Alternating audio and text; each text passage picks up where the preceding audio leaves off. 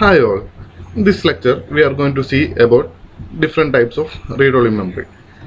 This is as per the syllabus KTU CS 202 Computer Organization Architecture. Basically, why we need a RAM memory? ROM memories. The static RAM and dynamic RAM chips are volatile memory. That means it will lose the contents when the power is turned off. That means the data from the RAM memory will be lost after the power loss. For many applications, they need memory devices to retain their contents after the power is turned off. For example, when the computer is turned on, the OS must be loaded from the disk to main memory. And to store such instructions which would load the OS from the disk, we need such instructions which should not be lost after the power off. So we need to store these instructions into a non-volatile memory, and for basically these memory locations, the normal operations involve only reading of data. For that purpose, we need a separate memory element called read-only memory. Basically, the read-only memory where the operation involves only reading of the data. This type of memory is basically called read-only memory, and there will be a separate writing process is needed to place the information in this read-only memory, and it should be non-volatile memory, and it should be read in such a way that how we read the volatile memory. That means the RAM and ROM are basically read with same principle. Data written into ROM is basically when it is manufactured. We write the data in the read-only memory when the corresponding chip is manufactured, and it can be built using a single transistor. Consider this figure. We have a bit line, we have a word line. Word line selects all the memory elements in this particular line, and if we want to read a particular element, we will enable the word line, and the information either 0 or 1 will be available in the bit line. If it is connected, the value will be 0, and if it is not connected, it will be 1. That means it will ground the value if it is connected, or it will retain a voltage if it is not grounded or not connected. This is a basic ROM's read-only memory, single memory element.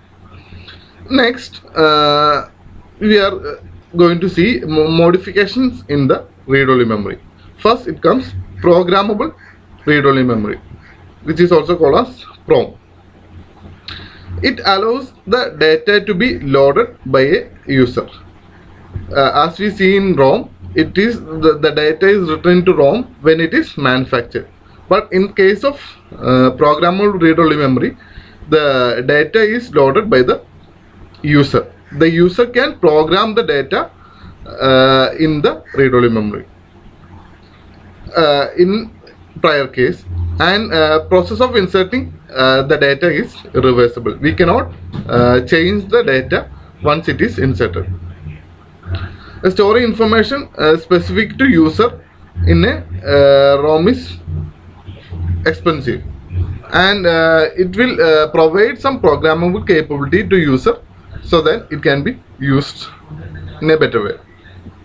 Next, we are seeing an next modification, erasable programmable read-only memory. In this case, the user can program the read-only memory, and it can be also erasable. The data is also erasable. The stored data to be erased, and new data can be loaded by the user. It provides some flexibility and useful during the development of some digital systems, and it is erasable and reprogrammable ROM. And for an erasing, it should expose the ROM into a UV light. The erasing is done by a UV light. But the problem of erasable programmable read-only memory is that you should physically remove it from the circuit.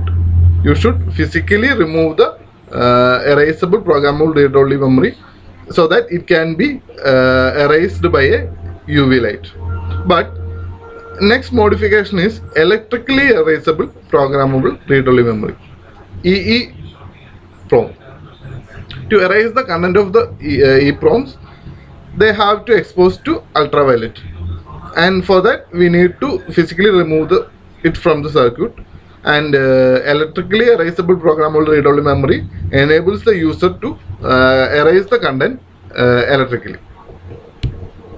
And the next one is flash memory, and it is a similar approach to electrically erasable programmable read-only memory, but it can read the content of a single cell, but it can write the content of an entire block. Here the data can be written into an entire block of cells. And the flash drives have a greater density, that it can be having a higher capacity. And the one other advantage is it is very low cost to build a flash memory. That means the storage cost will be less, and the power consumption of a flash memory is also very low. And these two, low cost and power consumption, will make it attractive for the use of equipment that is battery driven. And if the single chip is not sufficiently large, we can combine more than one chip into a system called flash card or flash drives, which is basically known as pen drive, or we also usually call it as USB drives. Next, while we are comparing these different memory elements, it is seen that we should consider three parameters. The first one is speed, second one is size, and third one is the cost. The challenge is to design a memory system to provide a sufficiently large memory with a reasonable speed and with an affordable cost. We are comparing these systems. The static RAM is very fast, but it is expensive because the static RAM uses a complex circuit, and it is impossible to pack a large number of cells into a single chip, and it uses so many transistors for building a single memory element. Then in dynamic RAM, it is a simpler basic circuit. It requires only a single transistor, hence it is much less expensive, and it is significantly slower than static RAM. Basically, dynamic RAM is used as main memory, and static RAM is used as cache memory. And next one is magnetic disk. It is slower than dynamic RAM and static RAM, but we can provide a large amount of storage using magnetic disk.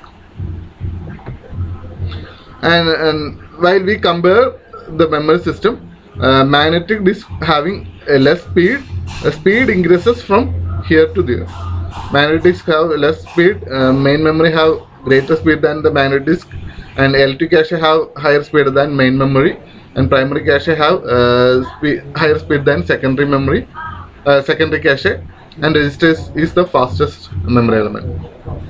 And size will be decreasing from main memory have a larger size, magnetic disk have a larger size, main memory will have smaller size.